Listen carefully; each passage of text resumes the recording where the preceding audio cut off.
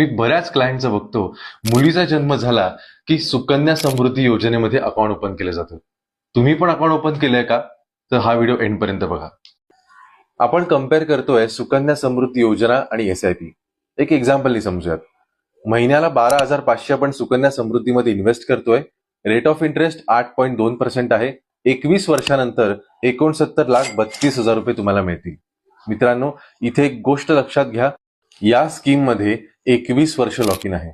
पण याच अमाऊंटची आपण एसआयपी केली, आपण अज्युम करूयात मार्केटने आपल्याला 12% रिटर्न दिले, 21 वर्षानंतर 1,30,00,000चा कॉर्पस क्रिएट होतो. आणि या स्कीम मध्ये लॉक इन नसल्यामुळे तुम्ही तुमच्या रिक्वायरमेंटनुसार 10व्या वर्षी 15व्या वर्षी सुद्धा पैसे काढू शकता. मित्रांनो, एज्युकेशन इन्फ्लेशन 11 ते 12% आहे. एज्युकेशन कॉस्ट प्रत्येक 6-7 वर्षात डबल होतीये. तुम्हाला पण तुमच्या मुलांच्या शिक्षणासाठी